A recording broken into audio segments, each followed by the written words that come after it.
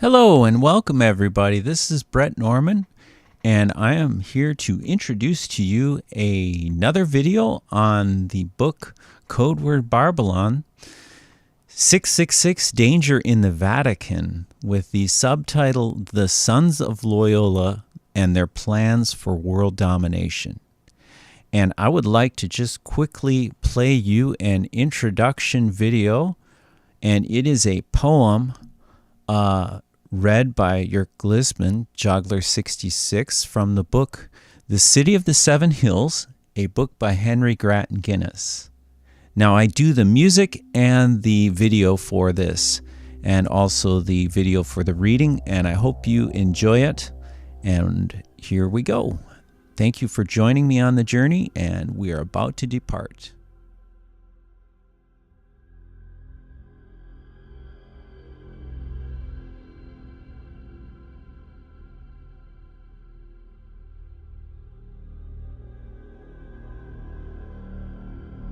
And I heard another voice from heaven saying, Come out of her, my people, that ye be not partakers of her sins, and that ye receive not of her plagues.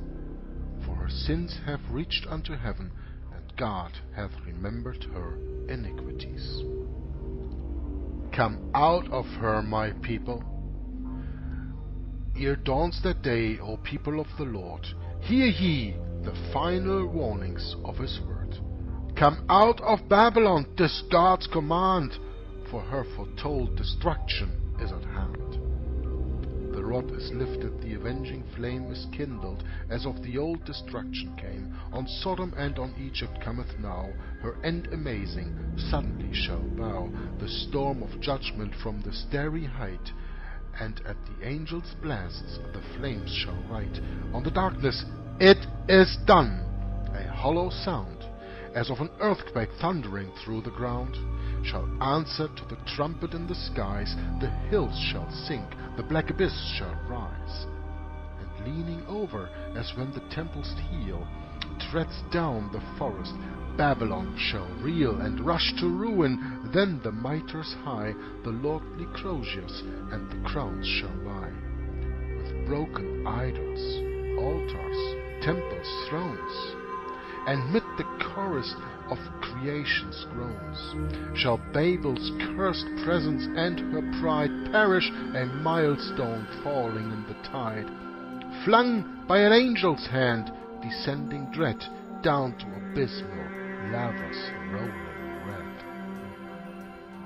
Near is the day, near is the wrathful hour, when God shall break the silence of his power. O Antichrist, thy brow his butt shall be, when from his bow he sets his lightnings free. O Rome, in thee the blood of all the slain shall then be found, no covering shall remain.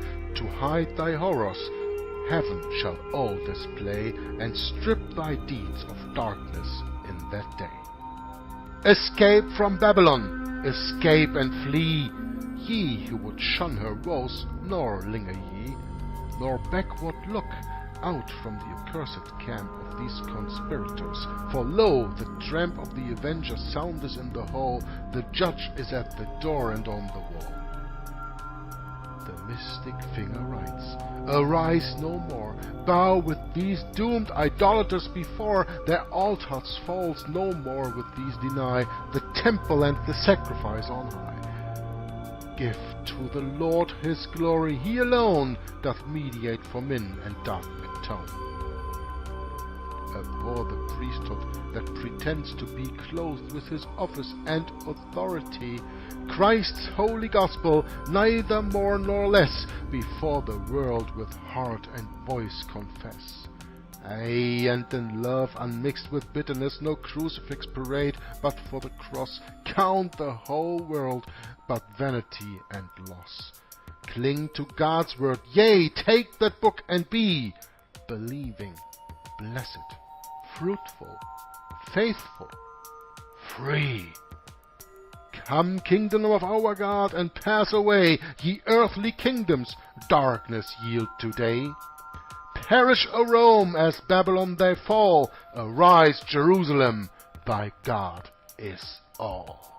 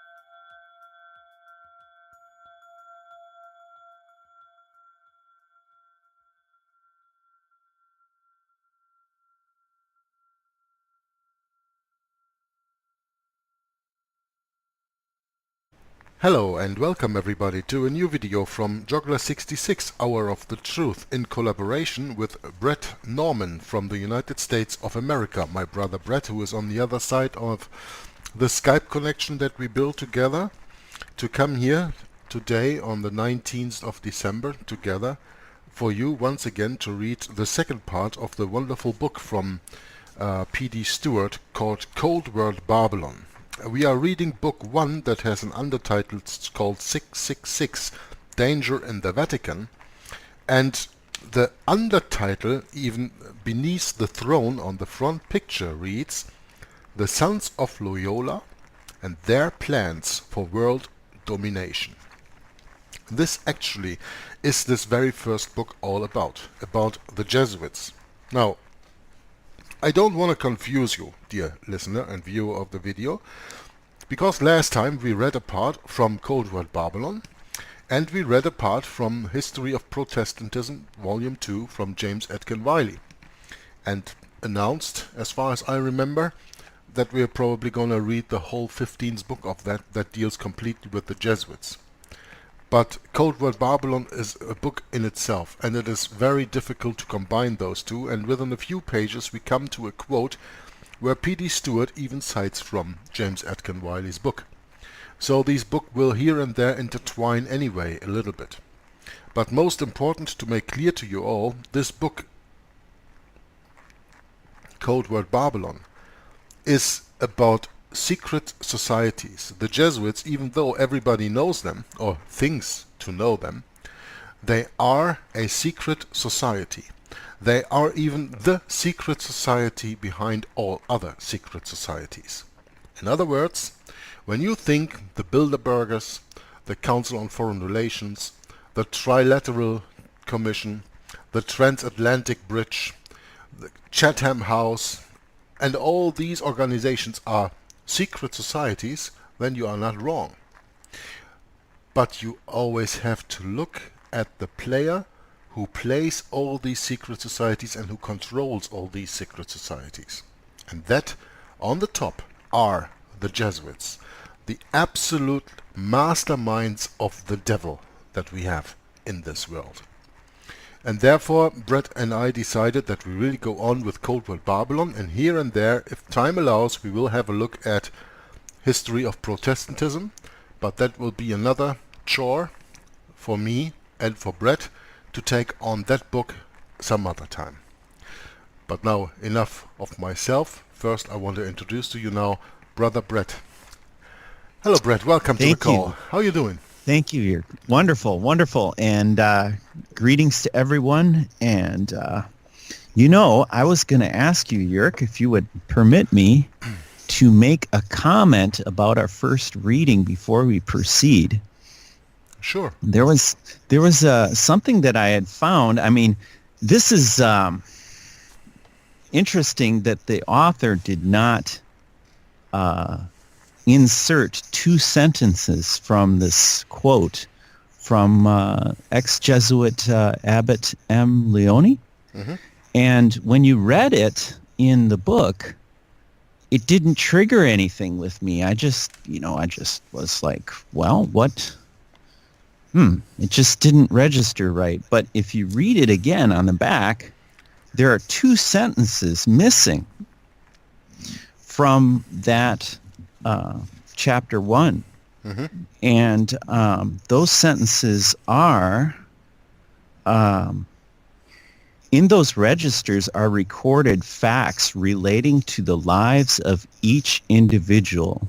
And then it adds a sentence in the book, and then it subtracts one. The next one is the conduct of a light woman, the hidden failings of a statesman are recorded in these books with cold impartiality.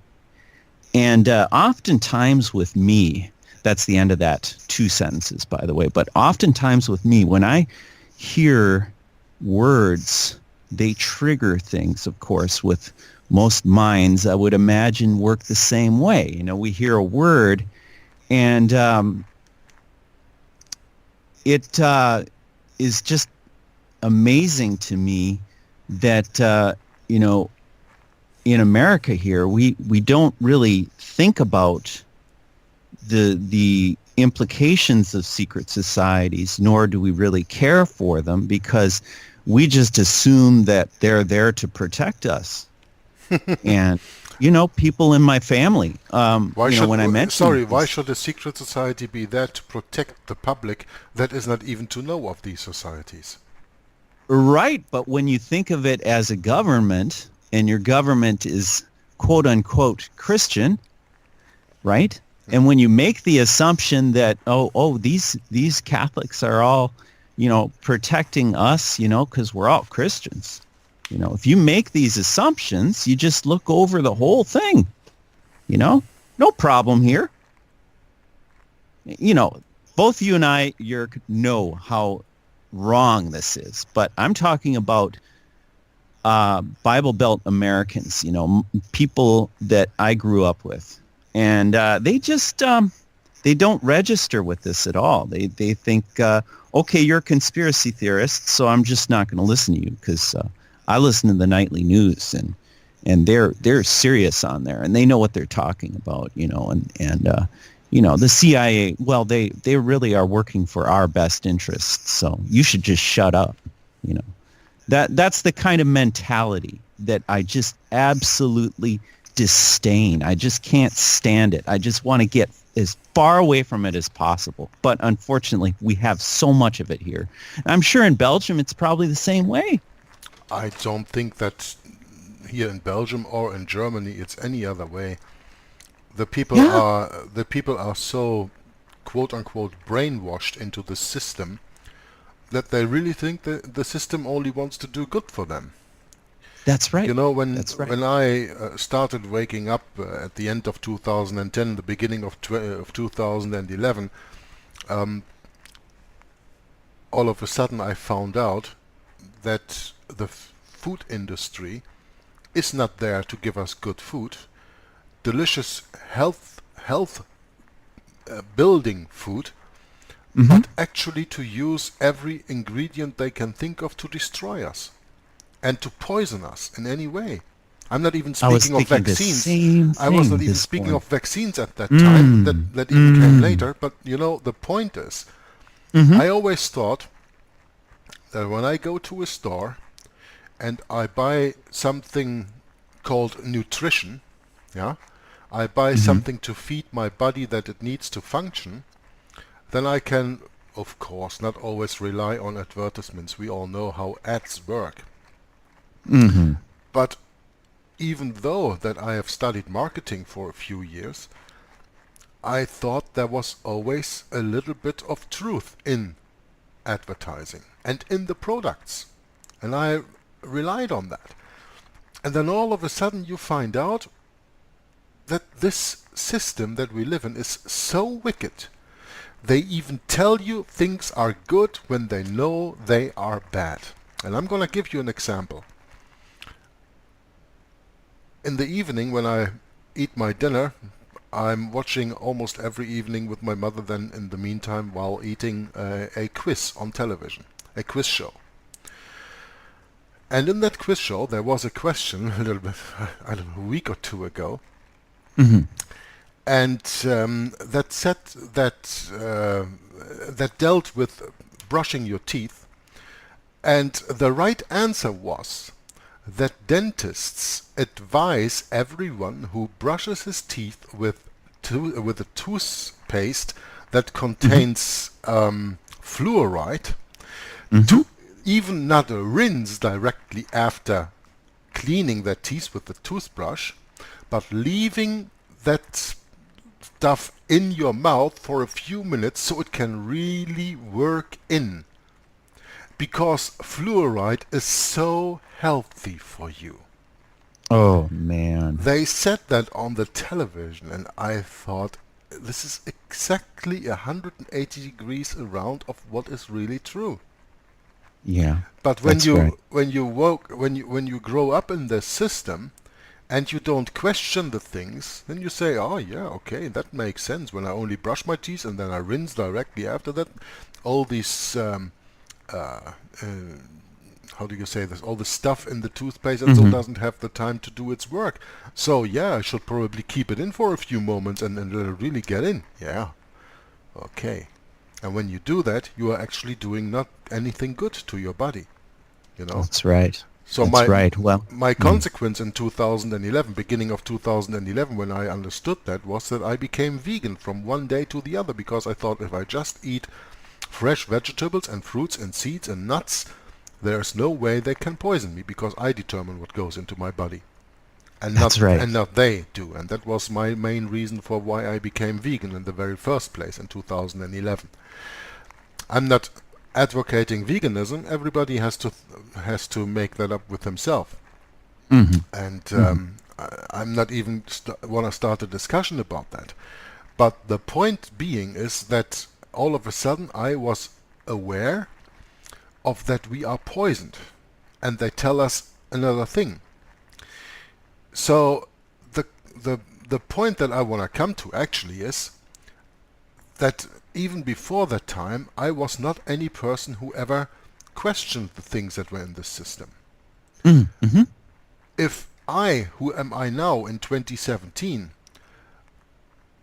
was going back in time and speak to myself in 2009 or 2010, I would declare myself as insane. Yep. Right? Me too. Yep, I would feel about the same with me living in the city and just going about my merry way and never looking into things at all, going to church, you know, what are you talking about? We elect politicians to rule us in a positive way, right? All the rules are made for us to live in a society of peace and happiness, right?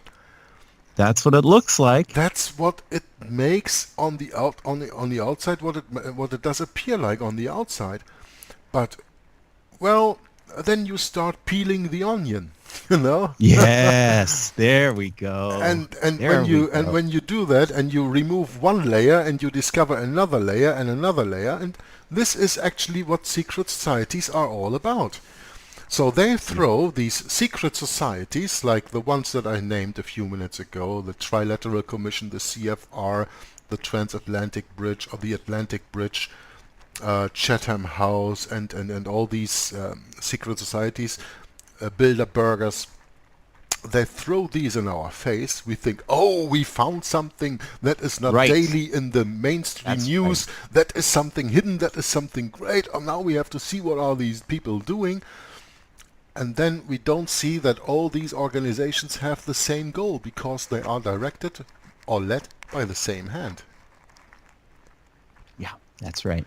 And that same hand is the Jesuits. And the problem is that the way that we grow up today, Brett, at least here in Europe, and at least I can speak for myself and a lot of my friends that I knew when I was a child and a growing up person, that we grow up not very religiously. No, we don't. Everything in this life is important, but religion.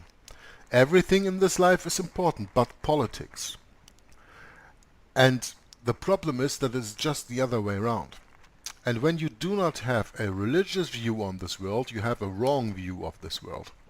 Because you cannot understand this world when you don't understand religion.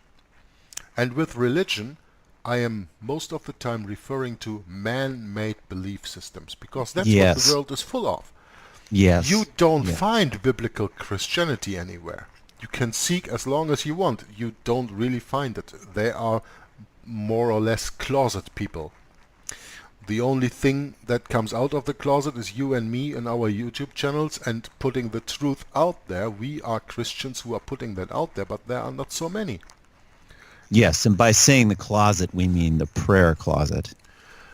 Yeah, and we mean the closet of, taking out the secrets, taking out that what is hidden in the world. That's right. Because that's right. The Bible, the Word of God, even though available in almost every bookstore, is hidden from the people to be read and understood properly. Yep.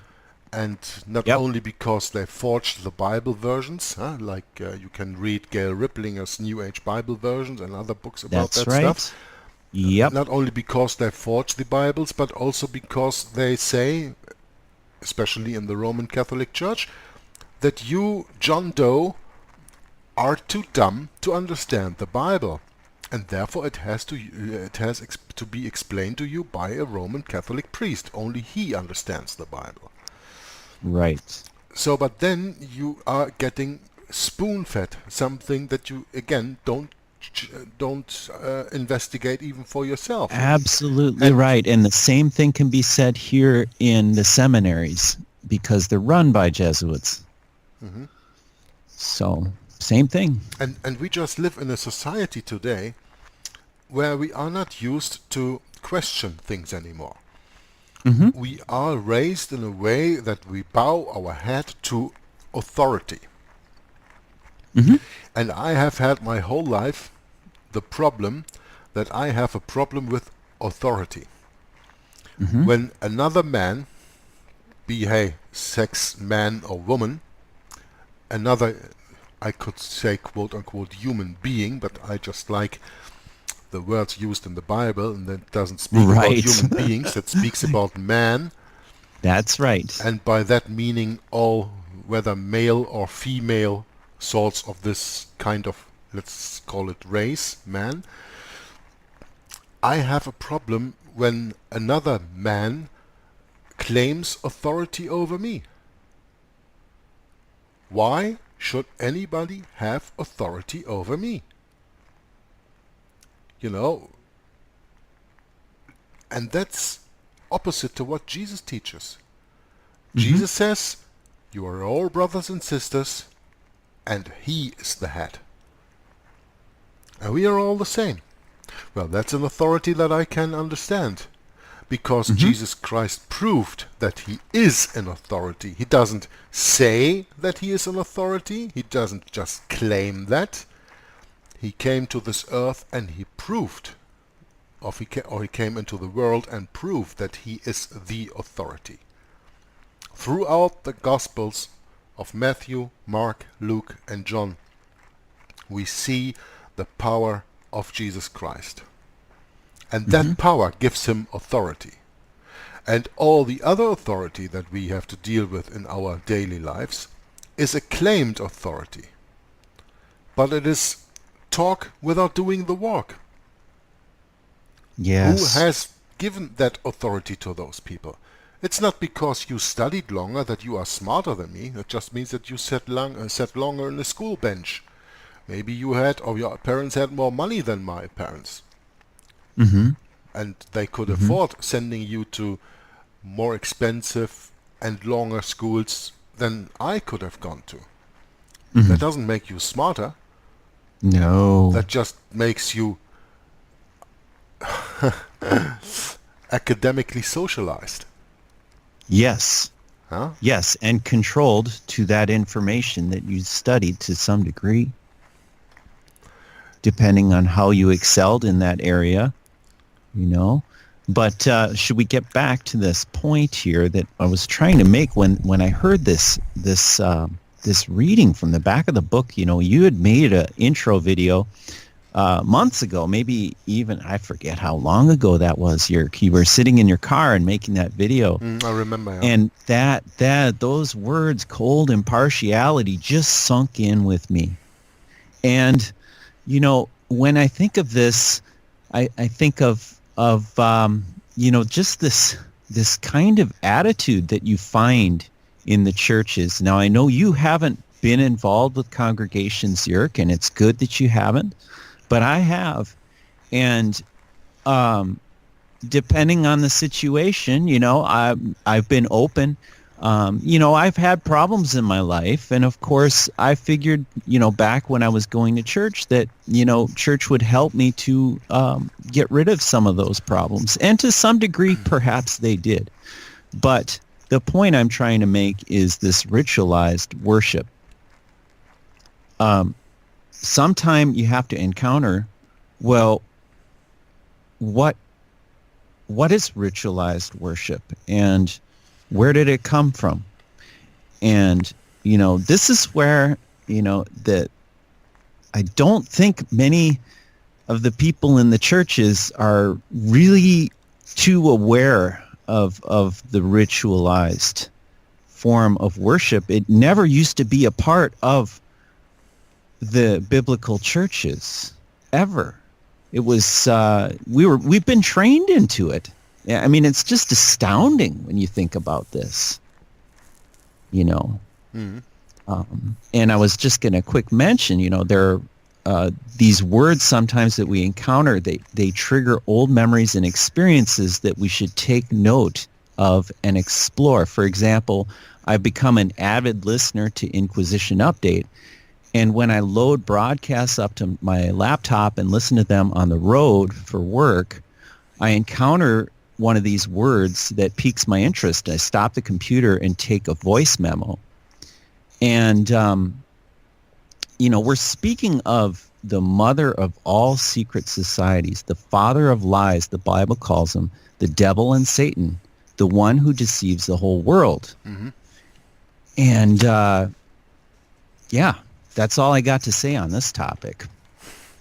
So, what did you want to say about these sentences that are on the back of the book? Well, yes, that's right. And that reminds me of, why would we need to collect information about people on a government level? Only if so then it makes you think, well, why would we need to do it on a church level? That's really strange, isn't it? The reason for gathering information has always only been one point, and that's control. Yeah. Because when I know something that you don't put out in the open, then I can blackmail you with that. Yeah. And when I know things that you do that you don't share with me, but I know them anyway, then I can predict what you are going to do next. I can predict how you are going to react to anything that I will put out there, because I know how you tick. I know how you work. I know how you live. I know how you think. And this is actually what this little paragraph on the back of the book of Codeword Barbelon says. It says, yes, when it is required to act in any way upon an individual. So what does that mean? Why would it ever be required to act upon in any way upon any individual? Only because I want that individual to do something that he would not do out of himself. But I want him to do things that I want to be done. Right? That's right. And you got it. And I want to do him things the way that I want them to be done. That's right. But when I say that to the people, they just give me the middle finger and say, do it yourself.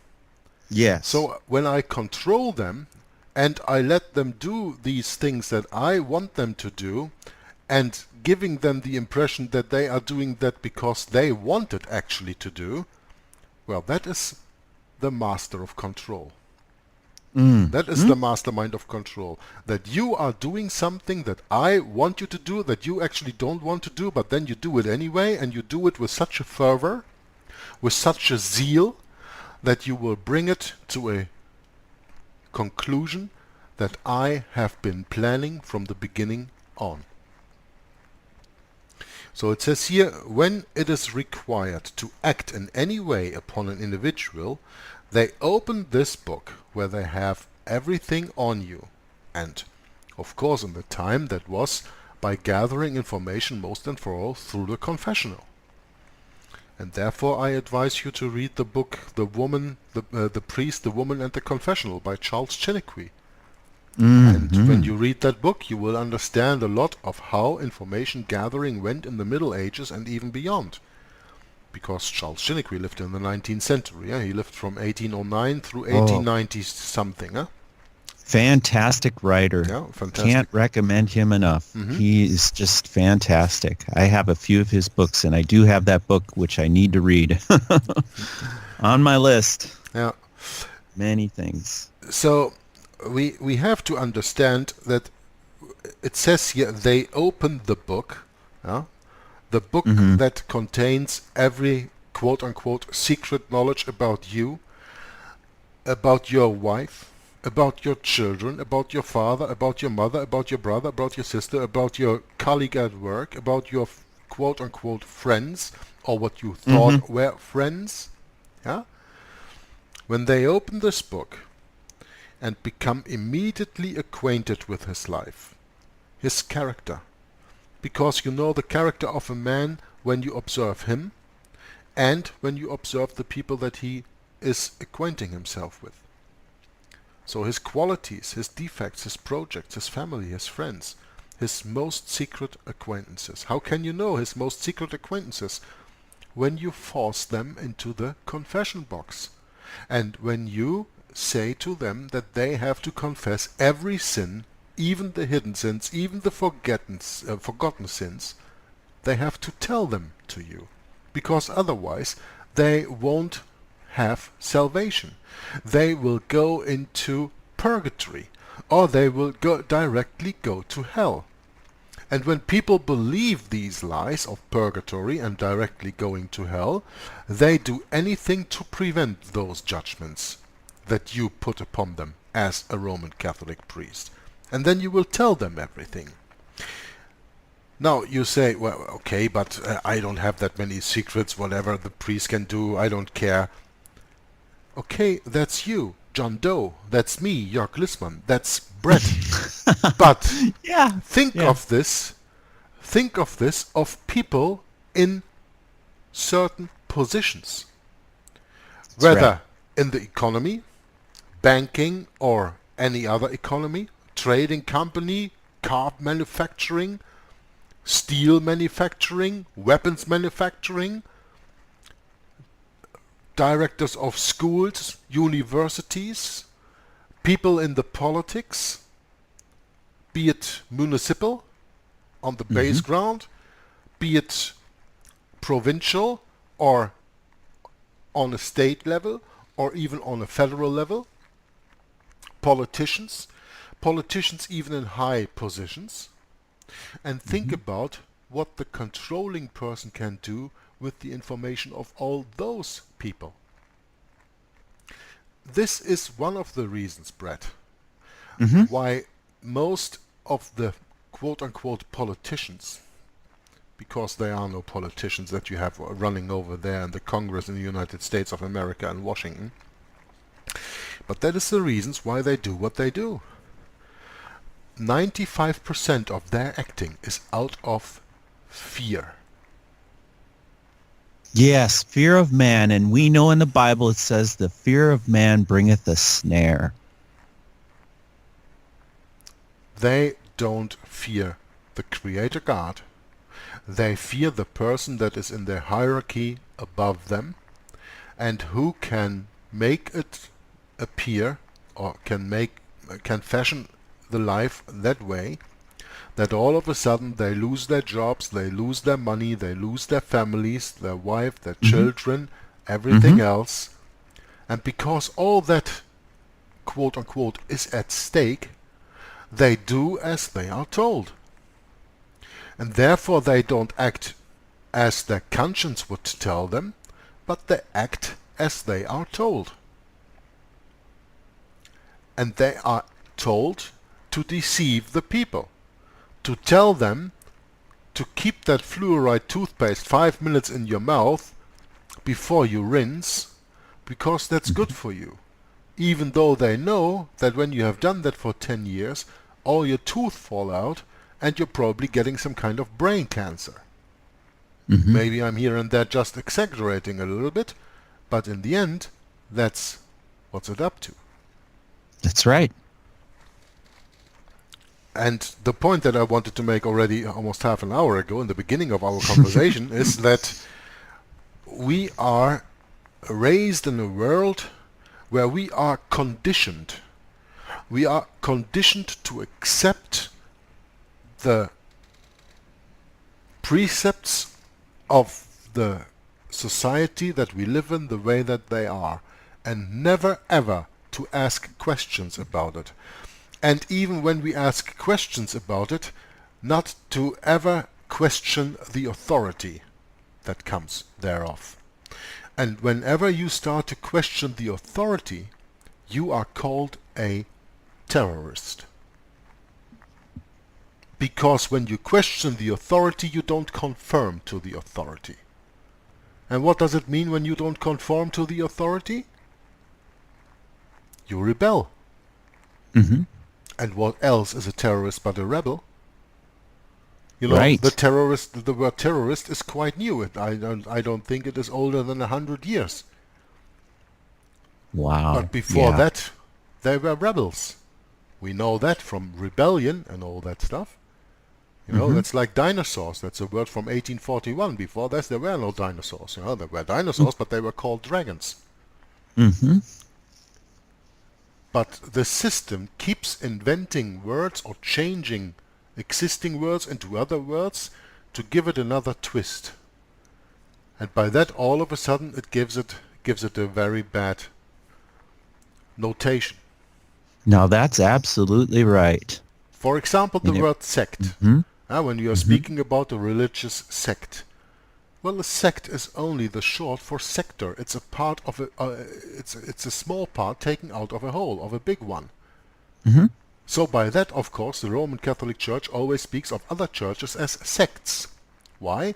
Because they have sectorated themselves from itself, from the Roman Catholic Church. And that's why they all get back into that right now, through the World Council of Churches and through the ecumenical movement. The ecumenical movement. That's why they talk about sects. Mm-hmm. All these sects actually belong to the Roman Catholic Church. They have gone astray, they have gone their own way, but now they are all coming back. But they are actually all a part of this one big mother church. The whore of Babylon of Revelation 17. That's just one example of the word sect. You can use so many other words and get into it, but we are not here to do etymology, meaning the study of words and all that stuff. But we came here together 33 minutes ago to read from Codeword Barbelon, which we haven't even yet. touched it yet. And we haven't even touched it yet. But you know, sometimes, Brett, these conversations lead away on their own. They do. And that is sometimes much more interesting than just reading a book.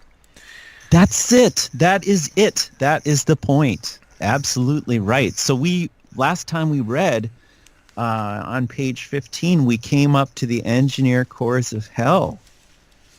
And I looked that up, and I put a link in that last video we made to that book on archive.org.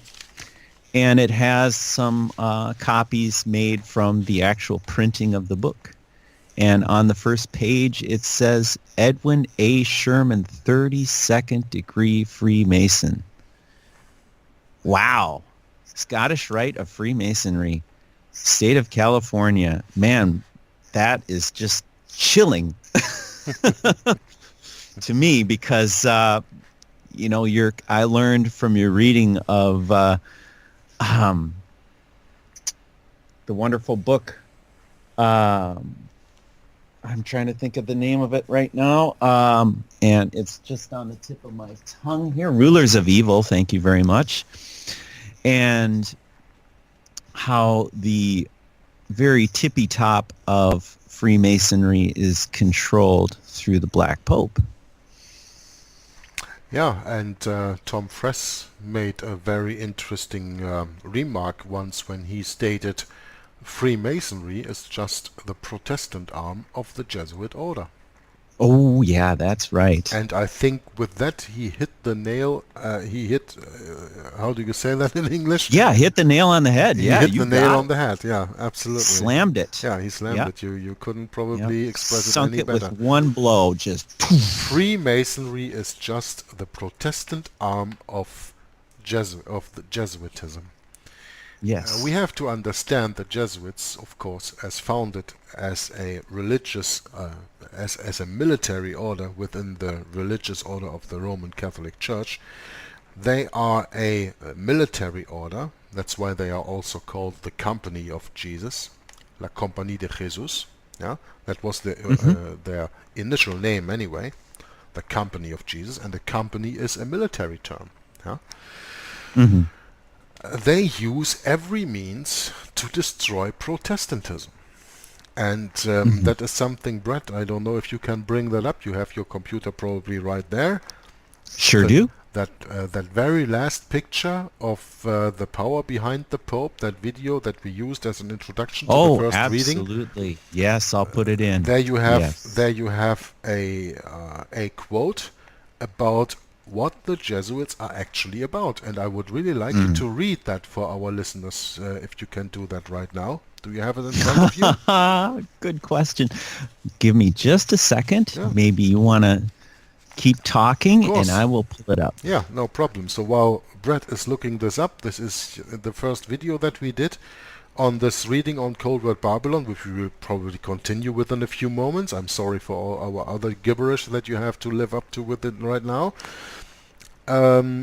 That video started with a special video that Brett made of me reading a chapter from the book from Henry Gretton Guinness, The City of the Seven Hills, the power behind the Pope.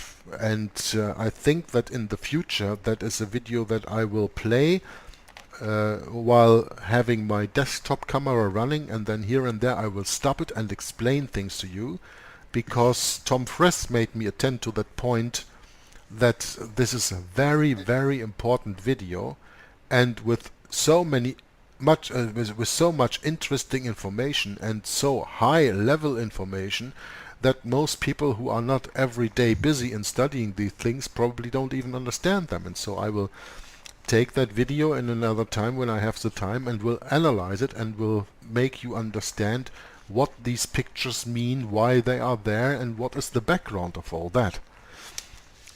Yes, and I just love doing this work because, you see, this ties in what my dad was doing, what my mom was doing, what my brother was doing, ties in my whole family. And,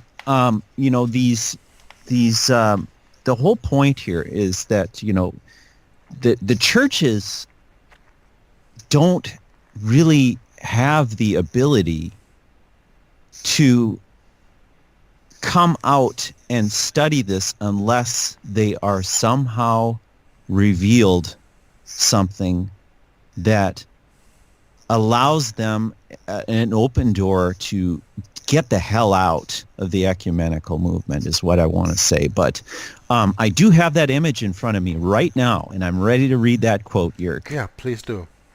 Okay, it goes as this. I think we see a picture of Pope Paul III with Jesuit first, the founder Superior of the Jesuit, General. the founder Yes, of the Jesuit the order. original founder and the Superior General, the very first of the Society of Jesus in 1540, when he was accepted by the Pope, kneeling before the Pope with a black book holding in his hands, which might be the constitutions of the Jesuits, perhaps, or maybe the spiritual exercises, or maybe all the above. I have no idea.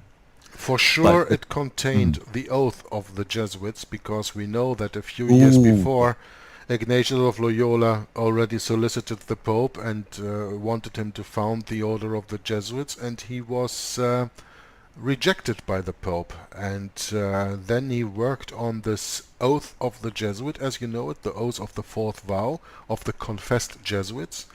And when he read that to the Pope, to Pope Paul III, that was in 1540, the Pope cried out, "Hoc est digitus Dei," which means, this is the finger of God. And I am almost sure that in that little book that we see in this painting, that the oath at least is in there. If not it's all that it contains, at least that is in there, because that made the Pope, after all, accept Ignatius Loyola's, how do you can say that, solicitation That's right. to get the job and to get the job done. Yes, yes. So, okay, the quote goes as follows. Quote, "I cannot too much impress upon the minds of my readers that the Jesuits, by their very calling, by their very essence, by the very essence of their institution, are bound to seek by every means, right or wrong, the destruction of Protestantism. This is the condition of their existence, the duty they must fulfill or cease to be Jesuits, unquote. So this is not so hard to understand. It says that if the Jesuits do not work for the destruction of Protestantism, they cease to be Jesuits. Then That's there right. are no Jesuits. And as it says in this quote, by every means necessary, as I remember correctly, I hope, that actually isn't just another impression for the end justifies the means. That's right. And that is the way Catholics think. And I don't speak of the Catholic layman. And if you are a Catholic watching this, don't feel addressed by me by that. But the Catholic hierarchy, and surely the Jesuit hierarchy, says that if the Church in the end is the winner of the actions I have taken, all actions are good. Because when the end is good, all means to reach this end are good. Even murder, even rape, even blackmail, even torture. Every means are good if the end is good. And the Jesuits are the ones who determine what is good and what is bad. For us Christians, our Creator God determines good and bad. In the Roman Catholic Church, the people are taught, especially in the education as a Jesuit, in the spiritual exercises, to accept white as black and black as white if my superior tells me so. Now, don't just look at the colors, white and black, but understand these as been said, I have to accept the truth as a lie and the lie as a truth when my superior tells me so. Even though that I know that the lie is actually the truth and the other way around, I have to accept it. And as a Jesuit, I don't have a problem with accepting it because I don't have any conscience of my own. My conscience is broken through spiritual exercises, and I, as an educated Jesuit, am just a stick in the hands of an old man who can use me in every way that he wants. I have no will of my own. As they say in Latin, perende ac cadaver. In German we have a very nice expression for that. It says cadaver gehorsam. It means obedience as a corpse, as a dead body. Yeah, talk about cold impartiality. Exactly. That brings us back to the book Codeword Barbelon, the cold impartiality. You can only have cold impartiality about things that you do when you don't have a conscience of your own. Yeah, I think of that music I did for you in that poem, Jörg. I wanted the icy cold, just, I think it brings it out pretty good. Anyway. It does. It was wonderful to do that video for you and for everyone. So I'm really looking forward to the projects coming up. So maybe we get back to the book now. Yeah, okay. I will start on the top of page 15 to get us a little bit in the spirit of what we were reading last time. We remember Please. that this secret monita, the secret instructions of the Jesuits, were left by a Jesuit priest in the inn where he stayed in the room of this archaeologist, and this archaeologist found it, copied it, put it back, and then left the village because he knew that he was probably sought after. Now we are reading here, realizing, and that is on the top of page 15 if you're gonna read along in your own copy of the book, which I always advise to do, because when you read it for yourself you will understand it better than if you just hear it, of course. And also you will see when we are reading and when we are commenting in here. But now for real, I'm gonna start. Realizing the significance of his discovery, for the next few days the French archaeologist labored furiously translating the work into his own language. Once done, he replaced the book and left the village, as I already told you. The Jesuit returned a few days later, anxiously inquiring after his little black book. We can imagine the look that must have shown on his face, as though he could drive his head through a brick wall, and if he was prepared to do it.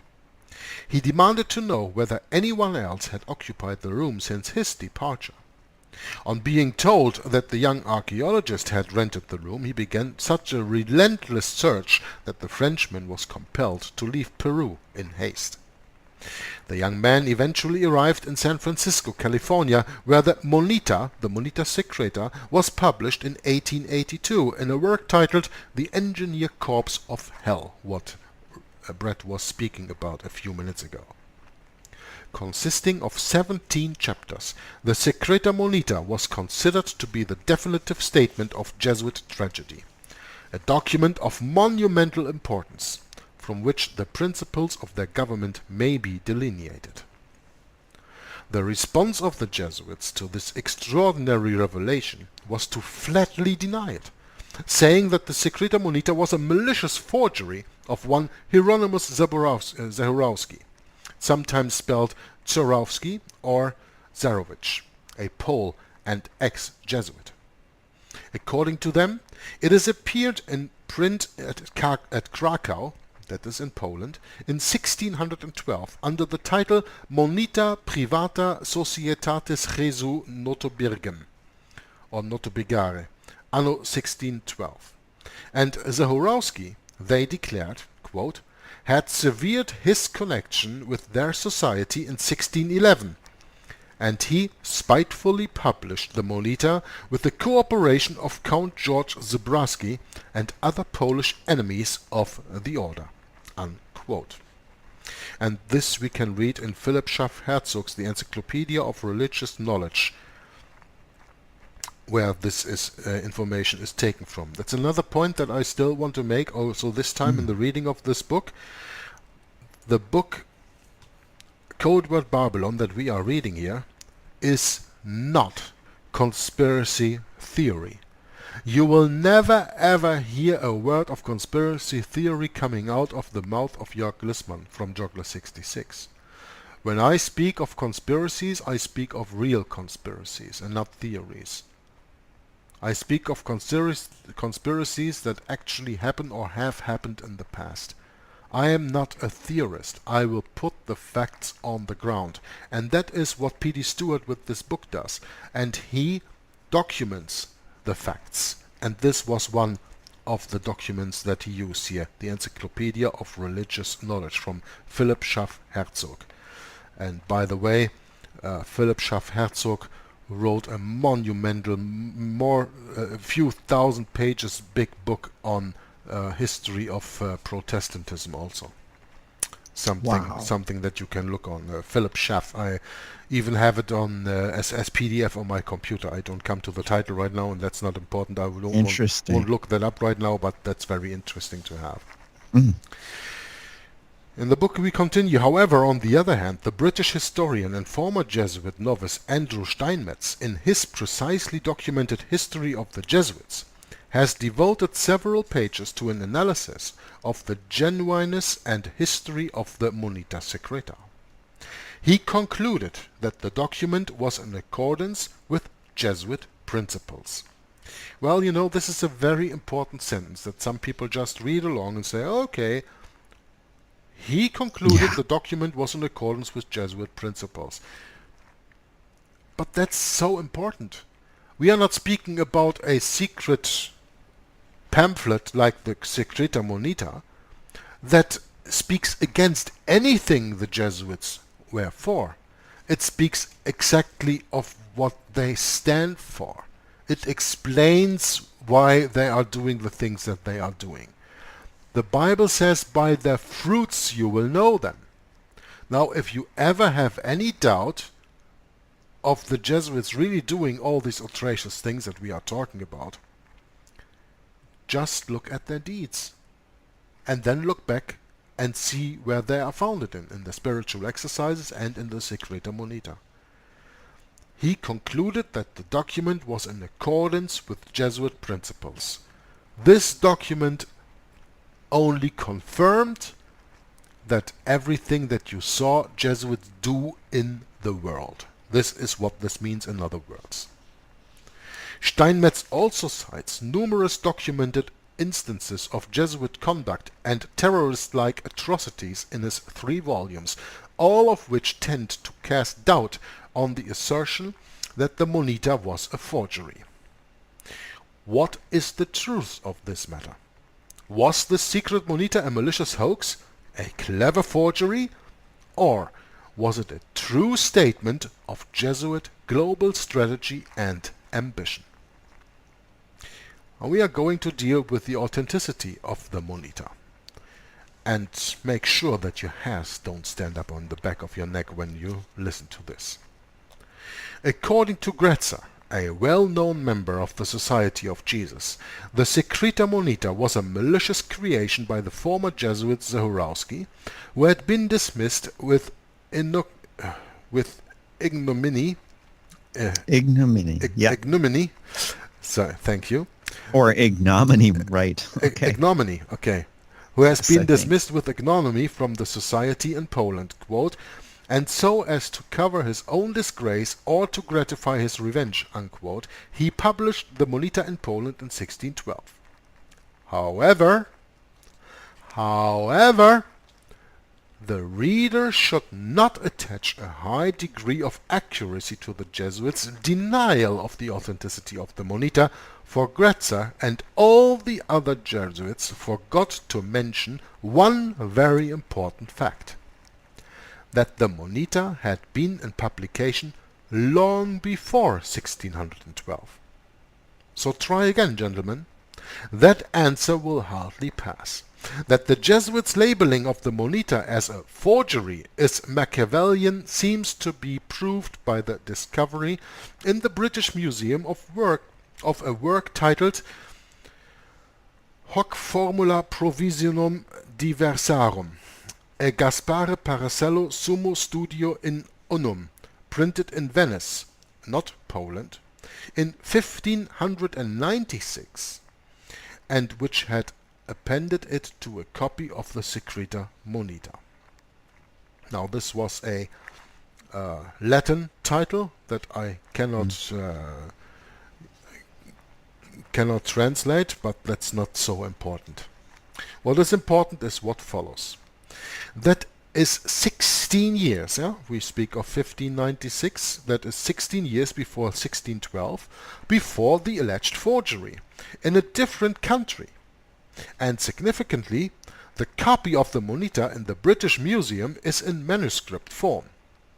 And we can read that in John Poinder and Charles Dallas, A History of the Jesuits, to which is prefixed a reply to Mr. Dallas's defense that the order of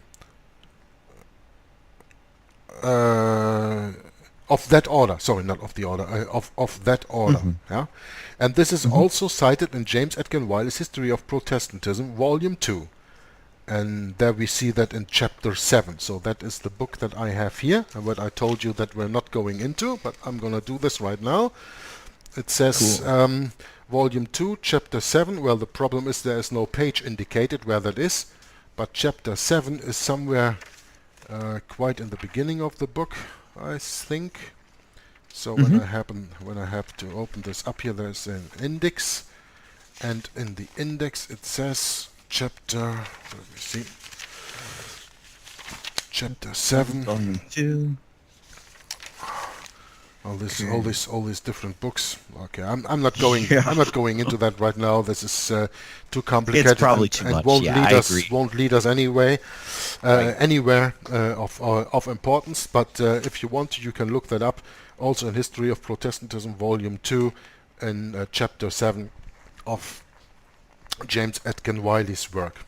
Okay. So where did I take off here? Okay. That is 16 years before the alleged forgery, in a different country, and significantly the copy of the Monita in the British Museum is in manuscript form, and the documentation I just gave to you. This internal evidence, i.e. the earlier date of 1596, would appear to confound all arguments to the contrary. Thus, the most conclusive statement on the authenticity of the Monita comes from the age of the document itself. Therefore, the original Monita could not have been first published in Poland in 1612, as alleged by the Jesuits. It is most revealing too that the manuscript version of the Secreta Monita in the British Museum also ends with a mandate similar to that written in the book found by the young French archaeologist in 1870. There is another printing error here because we understood last time this must read 1870. 1780 is printed here in the book. That's but right. Even That's though right. even though I'm quite sure that it really was 1780. But anyway, let's not discuss about this little printing error or whatever, this little mix-up herein. Sure. It doesn't take away anything of the quote that follows. Quote, "Let them be denied to be the rulers of the Society of Jesus, if ever they shall be imputed to us." Unquote. Speaking of the Secreta Monita, let the secret instructions of the Jesuits be denied to be the rules of the Society of Jesus, if ever they shall be imputed to us. In other words, whenever you find a document exposing the Jesuits for the satanic society that they are, they will do everything to deny it. That is like when you run down the street to chase a thief that you have been watching stealing something from somebody, and then you hunt him down, and then you bring him to the police. Will he say, "Oh yeah, of course, I did it. I was the thief"? Or will he say, "No, I'm innocent. I didn't do it. I was framed. This is a conspiracy theory. You mixed me up with somebody else"? Do you ever see the culprit admitting the crime? Do you really think that the Jesuits have gone so far as they have gone, and could have gone so far as they have come up to now, with always admitting the atrocities they did? Well, if you think that, you are still living in La La Land and have not understood that you are raised in a society full of lies. And when in a society full of lies you seek the truth, you are not one of them. You are a dangerous terrorist. George Orwell said it in a way: the farther a society drifts away from the truth, the more it will hate the ones who speak of them. Mhm. You know, That's right. It's not the exact quote, but in that It's close enough. It's close enough, yeah, to get you the Yes. understanding. Let Yes. them, the Secreta Monita, let them, the secret instructions of the Jesuits, be denied to be the rulers of the Society of Jesus, if ever they shall be imputed to us. It's the very first lesson the Jesuits get, you know? Whenever somebody out there tells you the Jesuits are bad and the Jesuits have this and this constitutions, just deny it. Just deny it. Thus the Jesuits' denials amount to thus the Jesuits' denials amount to little.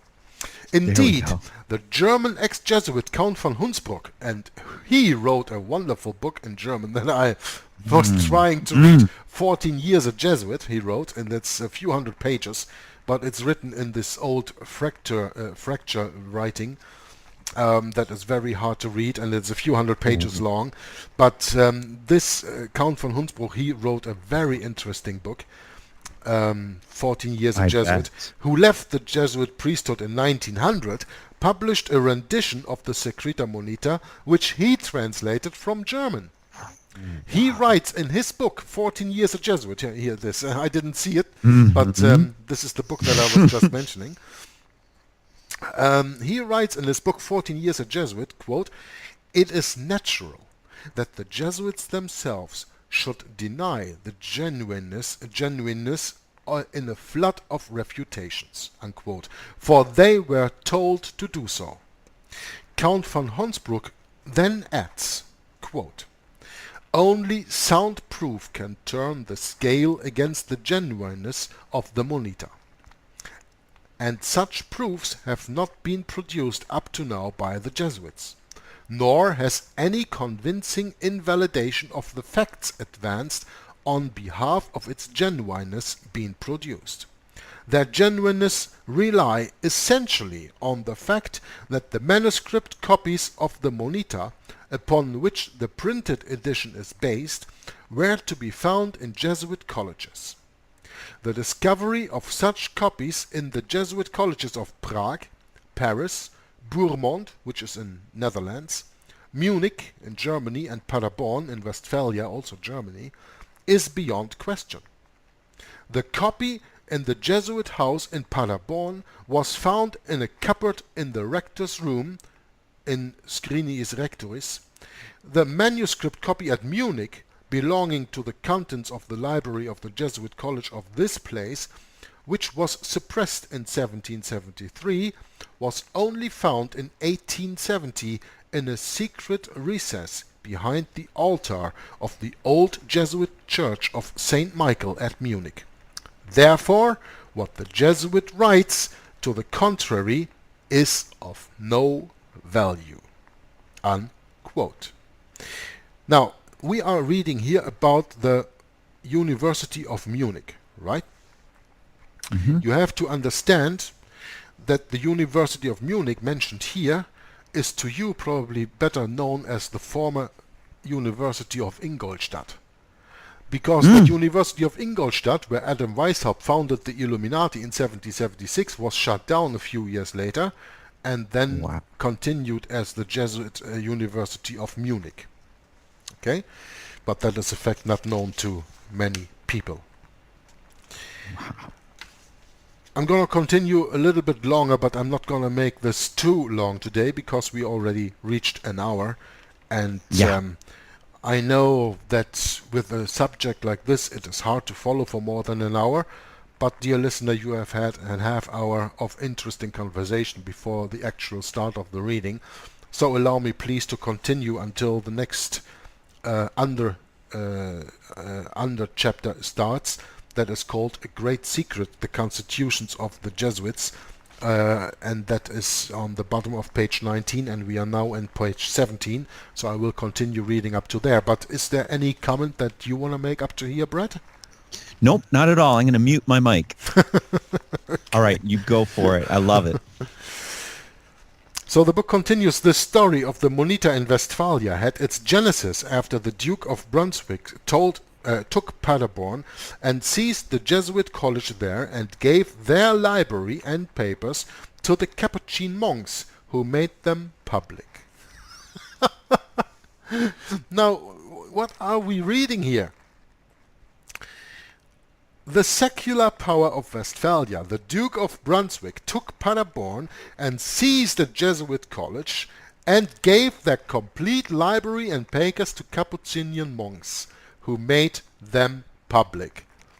So he gave the papers of a library of a secret society of the Roman Catholic Church to another order of monks of the Roman Catholic Church, who have probably even not been familiar with the Jesuits at that time, because otherwise I don't understand why would they ever have made it public.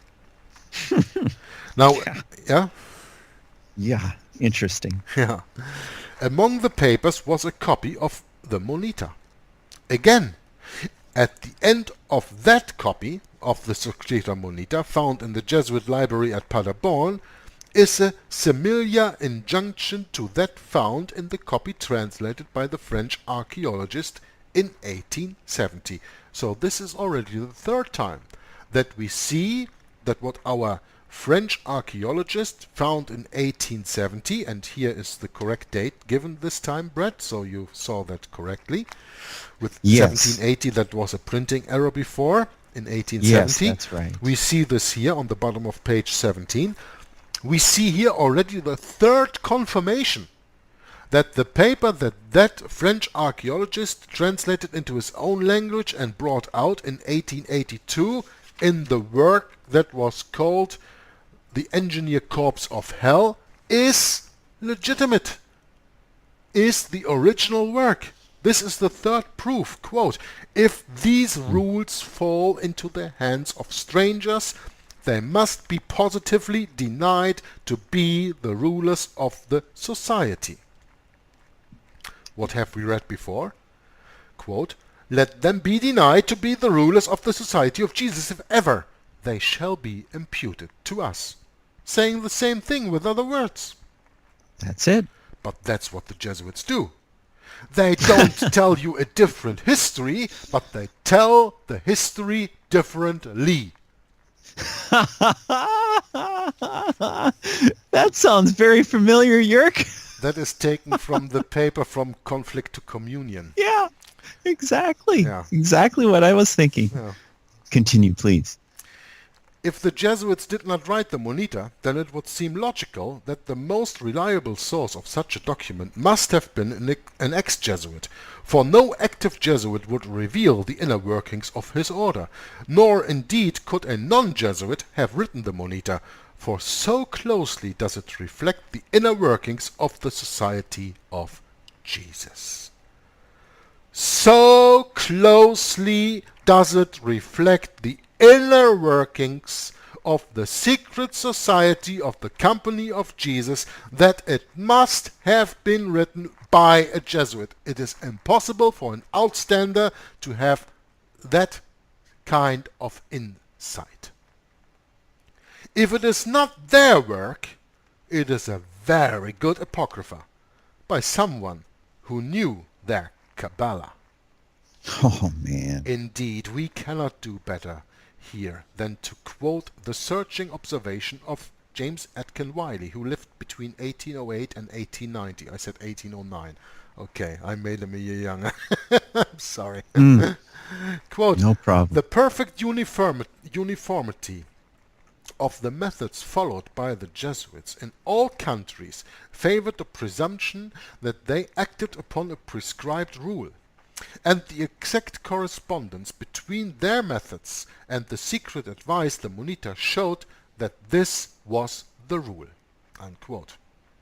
Even if we choose to be skeptical, like historian G.B. Nicolini, we would still be forced to admit that he did, that even if, quote, apocryphal, it certainly gives a true representation of the horrible arts and practices of the Jesuits. And we are inclined to credit the Jesuits when they assert that the book in the work of a discarded brother, an ex-Jesuit, so deeply does it, the Monita, initiate us in the secret arts of the society. Unquote. Since the Monita Secreta was first discovered, numerous editions have been found in different places. In so many languages, says Wiley, that the idea of collusion, meaning fraud or forgery, is even out of the question. These editions all agree, with the exception of a few unimportant variations in the reading. These records, writes Robert Breckenridge, are found in the Latin, Italian, German, French and English languages. They extend over a period exceeding 200 years. They were found in 5 or 6 sovereign states, the most of which professed the Catholic faith, and one of them, Venice, under the very eyes of the sovereign pontiff. And they all agree in every fact.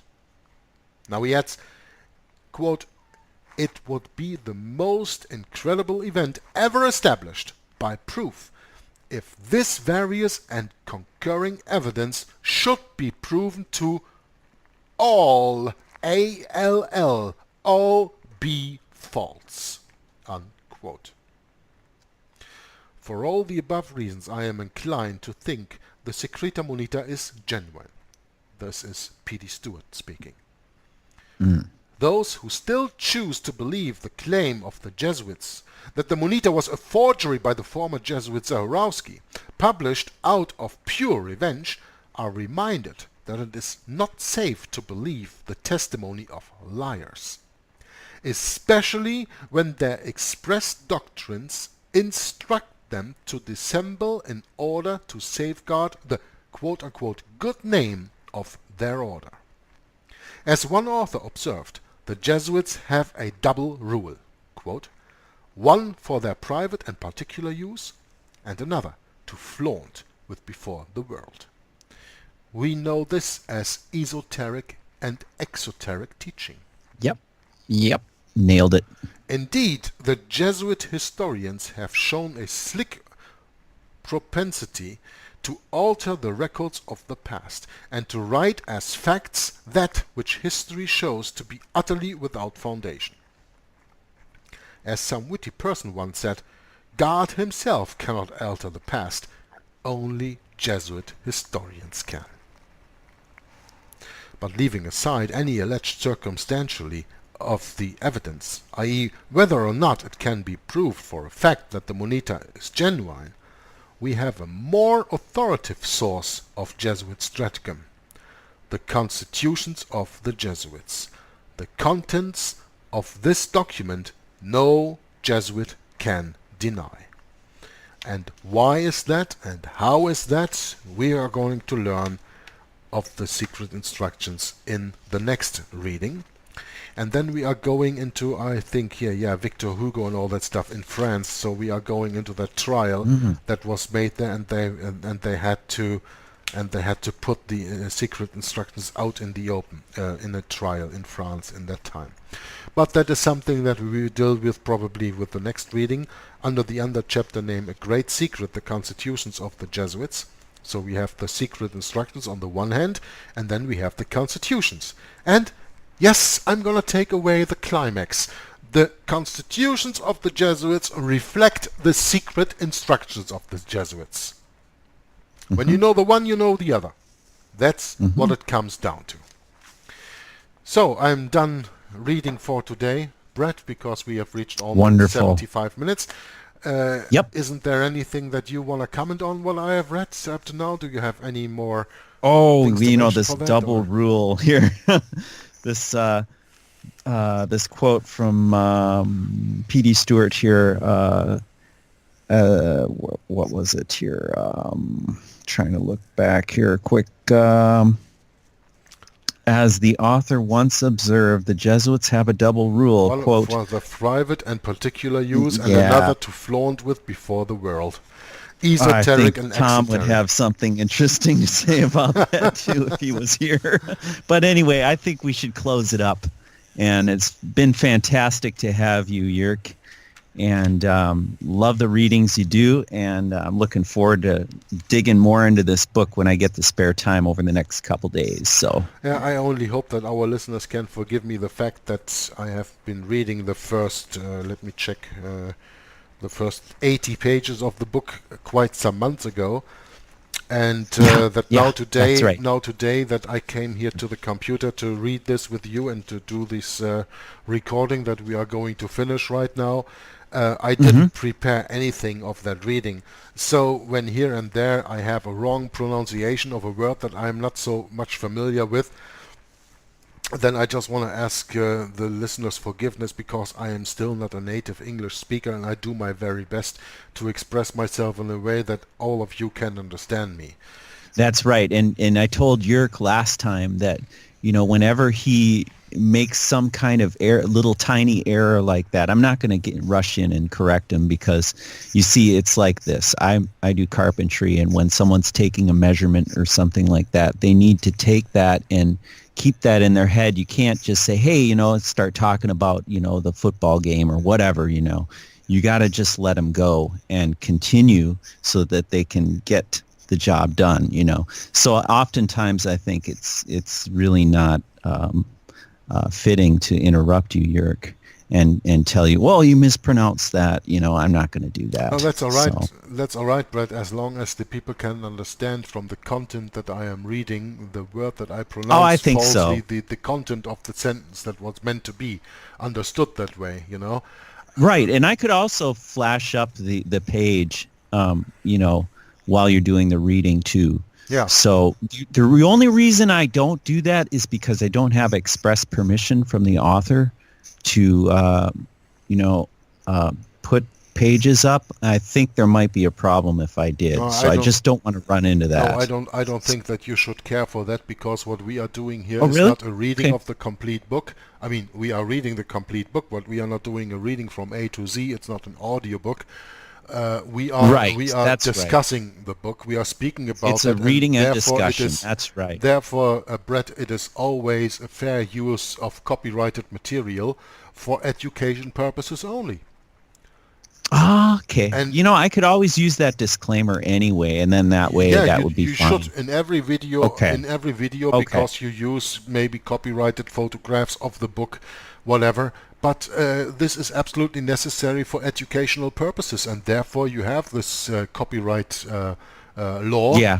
that can see to it that we are not persecuted for using copyrighted material when we want to educate people, and we don't earn any money with it. I don't earn any money with it on my YouTube we channel. don't, no. You don't earn any money with that on your YouTube We're channel doing it or out on of any love, other yeah. or on any other place. We do this because the Holy Spirit leads us to this, because this is That's the work that Jesus Christ gave us. He said Mm-hmm. in His Word, He said, go into the world and preach every nation the gospel, or preach the That's gospel right. to every nation and to every creature, And this is that's right. and this is just the way that Brett and I evangelize. We are Mm-hmm. not that steadfast in the Bible that we can go to a street corner or a speaking place or whatever, hold up the Bible and cite the Bible from our heart and teach to the people the gospel as it is written in the Bible. We choose to lean back on historical facts and historical moments as written down in other books to teach you the gospel. When we expose the Jesuits as the devil's work that they are, and you understand by that the devil is working very hard in this world, maybe by that you find God. Yeah, that's the most incredible thing with this, Jörg. It you're from Europe, you grew up there, you know it so well, you have all this on your belt, and I'm here in America, and I've grown up with the different type of Jesuitism, but really it's the same thing. It's a universal empire, a Catholic empire. It hasn't changed. It's shocking. It really is a shocking thing when people can come out of whatever delusion they were in and see Christ in His Word in the 1611 King James Bible, and then apply that to what's going on with our very elect politicians and governments and Jesuit-led institutions of learning everywhere. I mean, it just blows your mind. Blows mine. It's not only because the name of the Jesuit is standing on the institution that you are visiting that all the other institutions are not Jesuit-led. Every school in the United States of America, for that part, is controlled by the Roman Catholic hierarchy in one way or another. The Roman Catholic Church claims for itself the right to educate the people. And even when the state is giving the order to educate the people, the state must be subservient to the church. It's that easy. It is. And that's why everywhere you go in this world, whatever education you follow, your education will always be based on Roman Catholic doctrine, Roman Catholic tradition, Roman Catholic idolatry, and the Jesuitical invented Medici method of learning against learning. And with that, I'm gonna close and leave for Brett the closing words of the broadcast. Thanks for watching, thanks for listening. Until next time, and I hope then we're gonna read another big chunk out of the Codeword Barbelon from P.D. Stewart, the Sons of Loyola and their plans for world domination. They want world domination, and they want on the outside the Pope to rule. On the inside, they want to have the rule. Thanks, Brett, for having me. You're welcome. Thank you, Jörg. And I want to just close with a simple statement that we observe the 70 weeks of Daniel being fulfilled through the book of the chapter 9 book of Daniel, and that this is a very, very important and careful study for anyone that wishes to get closer to the real truth. It starts with the prophet Daniel and his what would you say, prophecy of the 70 weeks being fulfilled through Christ and the coming of Christ and his death and resurrection. The fulfillment of the 70 weeks prophecy of Daniel chapter 9 verses 24 through 27 is found in the Gospel of Matthew, Mark, Luke and John. That's right. So anyway, we should wrap it up here, and very, very grateful for Jörg taking his time and hoping that we can get together again soon. And I just asked that the Lord will bless this recording, and I hope it reaches a lot of people and opens their eyes. And we'll see you next time, Jörg. And this is all for now. And I'd like to say bye-bye and take care and blessings in our Messiah, Jesus Christ.